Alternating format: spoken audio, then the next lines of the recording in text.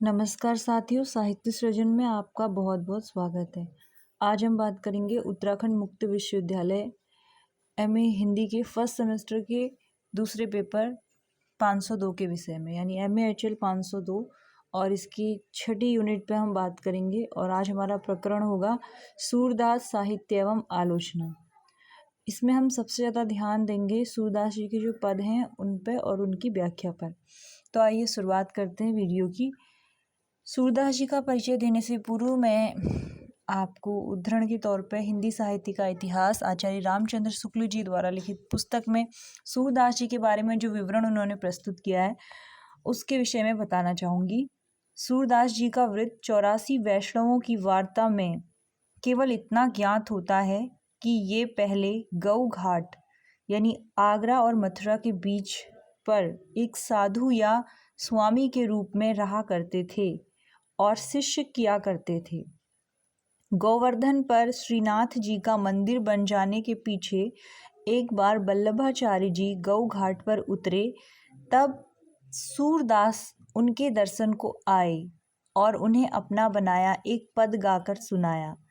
आचार्य जी ने उन्हें अपना शिष्य किया और भागवत की कथाओं को गाने योग्य पदों में करने का आदेश दिया। उनकी सच्ची भक्ति और पद रचना की निपुणता देखकर वल्लभाचार्य जी ने उन्हें श्रीनाथ जी के मंदिर की कीर्तन सेवा सौंपी। इस मंदिर को पूरनमल खत्री ने गोवर्धन पर्वत पर संवत 1576 में पूरा बनवाकर खड़ा किया था। मंदिर पूरा होने के 11 वर्ष पीछे अर्थात संवत 1587 में वल्लभाचार्य जी की मृत्यु हुई। श्रीनाथ जी के मंदिर निर्माण के थोड़ा ही पीछे सूरदास जी वल्लभ संप्रदाय में आए। यह 84 वैष्णवों की वार्ता के इन शब्दों से स्पष्ट हो जाता है। अतः हम यह अनुमान लगा सकते हैं कि 1580 के आसपास सूरदास जी वल्लभाचार्य जी के शिष्य हुए होंगे और शिष्य होने के कुछ ही पीछे उन्हें कीर्तन सेवा मिली होगी। तब से वे बराबर गोवर्धन पर्वत पर ही मंदिर की सेवा करते थे। इसका स्पष्ट आभास सूर सारावली के भीतर मौजूद है। तुलसीदास जी के प्रसंग में हम यह कह आए हैं कि भक्त लोग कभी कभी किसी ढंग से अपने को अपने इष्ट देव की कथा के भीतर डालकर उनके चरणों तथा अपने पहुंचने की भावना करते हैं। तुलसी ने तो अपने कुछ प्रच्छन्न रूप में खुद को वहां पहुंचाया है, पर सूर ने उसे प्रकट रूप में। कृष्ण जन्म के उपरांत नंद के घर बराबर आनंदोत्सव हो रहे हैं।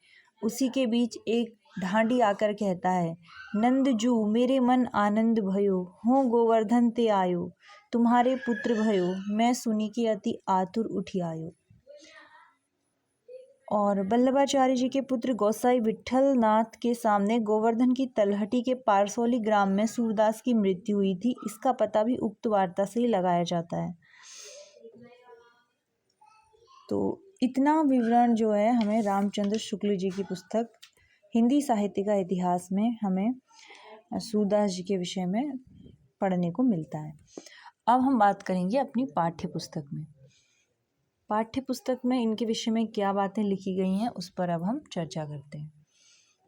देखिए, बहुत ज़रूरी हो जाता है कि हम अपने मूल स्रोत से बाहर हटके भी कुछ थोड़ा बहुत जानकारी रखें। भारतवर्ष की महान प्रतिभाओं का लौकिक जीवन साधारण अर्थों में अज्ञात है। महाकवि सूरदास का जीवन भी इतिहास के किसी अज्ञात कोने में छिपा हुआ है। आचार्य हजारी प्रसाद द्विवेदी ने यह अंधा गायक कौन था नामक निबंध में लिखा है, यह अंधा मनुष्य जो महाप्रभु वल्लभाचार्य की शरण में गया था, जो अपने को सब पतितों को टीको जन्मत ही को पातकी बताकर व्याकुल वेदना से घिघिया उठा था और अपने को भगवत लीला के विषय में अनजान बताया था, वह कौन था? वह किन अवस्थाओं में अंधा हुआ, कहाँ कहाँ भटका और किस तरह गऊ घाट पहुँचा? कितना अपमान, कितनी अवहेलना, कितना तिरस्कार उसने झेला, इसका कुछ भी पता नहीं है। बड़भागी माता पिता ने उसको जन्म दिया, किन निदारुण परिस्थितियों में उनका यह लाला दर दर भटकने को मजबूर हुआ, उसे कोई नहीं जानता, किसी ने जानने की परवाह भी नहीं की। जिसका दृढ़ विश्वास हो गया था कि मैं जन्मत ही को पति हूँ, अर्थात जन्म से ही मैं पतित हूँ, सब पतितन को नायक हूँ। वह कितना उपेक्षित हो चुका होगा, कितना अपमानित जीवन बिता चुका होगा, हमें बिल्कुल नहीं मालूम। महाकवि सूरदास के संदर्भ में आचार्य द्विवेदी जी का यह कथन बहुत महत्वपूर्ण है। हालांकि महाकवि के जीवन से संबंधित बहुत सी जानकारी विभिन्न स्रोतों और अध्ययनों एवं विचारकों ने खोज निकाली है, परंतु यहाँ यह कह देना बिल्कुल स्पष्ट होगा कि महाकवि के जीवन से संबंधित यह तथ्य अंतः साक्ष्य और बहिर्साक्ष्य पर आधारित है तथा कभी कभी यह कल्पना की सीमा तक पहुंच जाते हैं।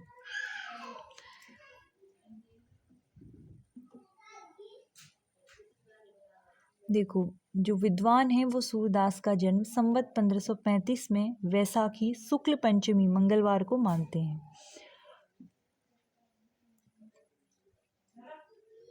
और इनके जन्म स्थान के बारे में अलग अलग लोगों ने अलग अलग मत अपने अपने बताए हैं।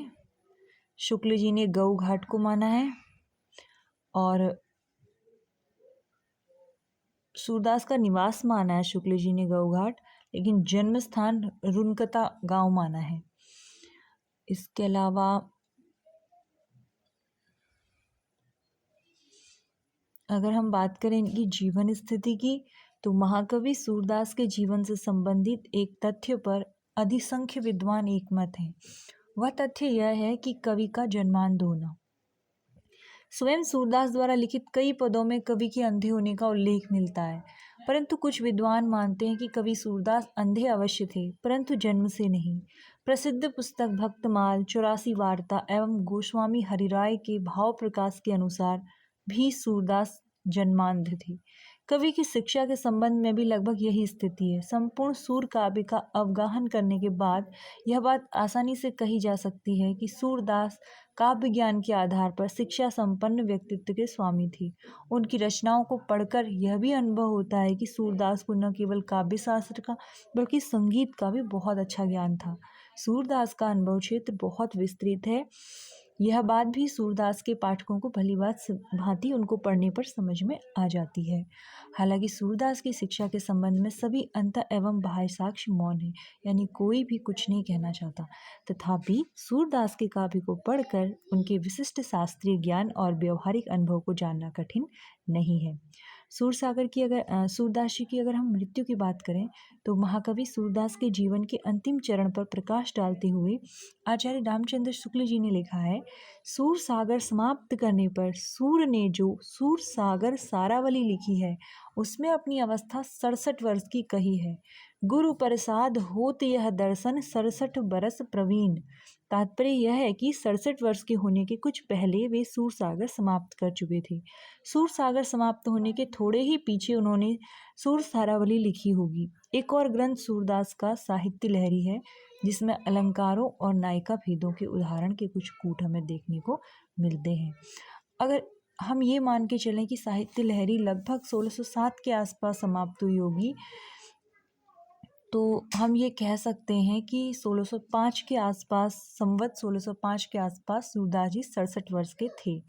अब उनकी मृत्यु 80 या 82 वर्ष मान लें, तो जन्म काल के बाद से 1540 के आसपास, और उनकी मृत्यु लगभग संवत 1620 के आसपास हम अनुमानित मान सकते हैं। तो उसमें कुछ क्लियर नहीं कहा जा सकता।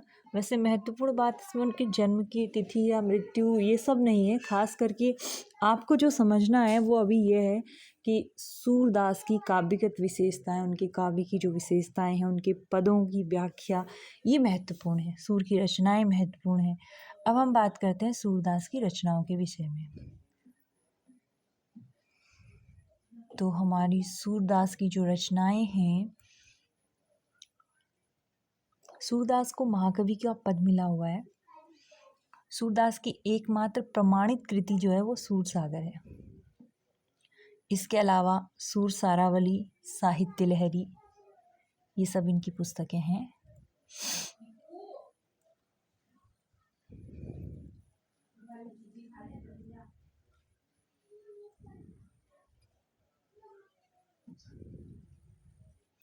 अब हम बात करेंगे इनके जो सूरदास जी का जो साहित्य है उसकी काव्य कला। किसी भी कवि का विश्लेषण करने के लिए शास्त्रज्ञ आचार्यों द्वारा काव्य को दो अलग अलग अवयवों में विभाजित किया जाता है।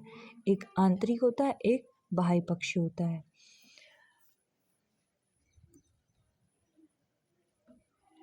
तो हम अगर सूरदास के बारे में चर्चा करें, उनके भाव पक्ष की बात करें, तो महाकवि सूरदास की अनुभूति या भाव पक्ष के अंतर्गत भक्ति भावना, वात्सल्य, श्रृंगार, प्रकृति चित्रण, दर्शन, व्यंग, विनोद आदि तथ्यों पर विचार किया जा सकता है।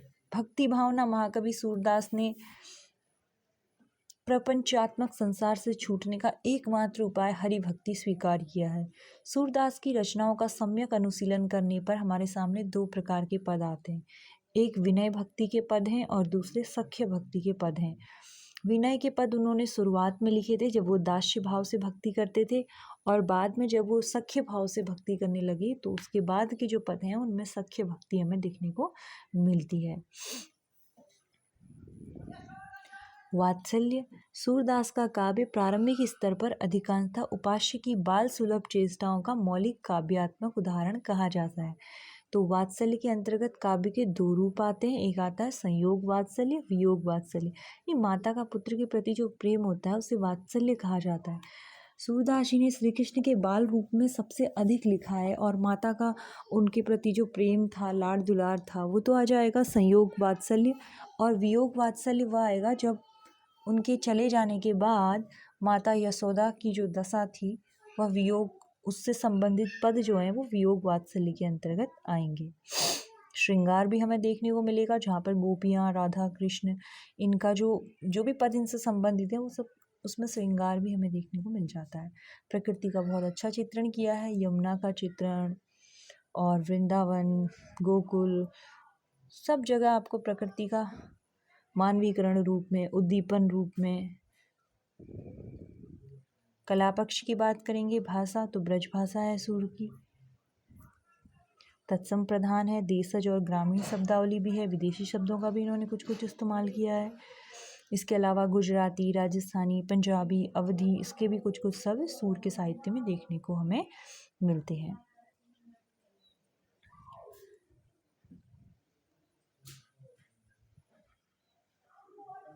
अब हम बात करेंगे सूरदास के जो पद हमारी पाठ्य पुस्तक में है उसकी व्याख्या।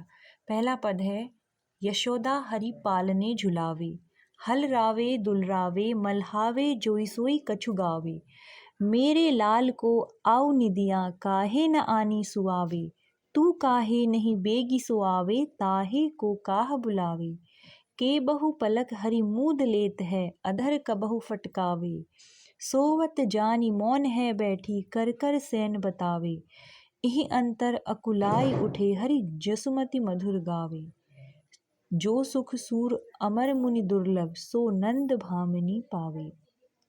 ये जो पद है सूर द्वारा रचित है और सूर सागर से लिया गया है। प्रसंग की बात करें तो माता यशोदा घर के कामकाज निपटाते हुए बालक श्री कृष्ण को पालने में झुला झुलाकर सुलाने का प्रयास कर रही हैं। बालक माता का सानिध्य पाने के लिए, निकटता पाने के लिए सोने और जागने का बहाना करता है। इस प्रकार इस पद में माता का पुत्र के प्रति और पुत्र का माता के प्रति स्नेह भाव और प्रेम हमें देखने को मिलता है। व्याख्या इस प्रकार है, सूरदास जी कहते हैं कि माता यशोदा कृष्ण को पालने में झूला झुलाकर सुला रही हैं। इस क्रम में कभी पालने को हिलाती हैं, कभी बच्चे को पुचकारती हैं, हवा करती हैं, साथ ही लोरी गाती हुई बच्चे से नींद लेने का आग्रह करती हैं कि तुझे कोई साधारण बालक नहीं, अपितु मेरा कान्हा तुम्हें बुला रहा है, अतः जल्दी से आकर मेरे बालक को क्यों नहीं सुला देती। वो निदिया रानी से ऐसा कहती है।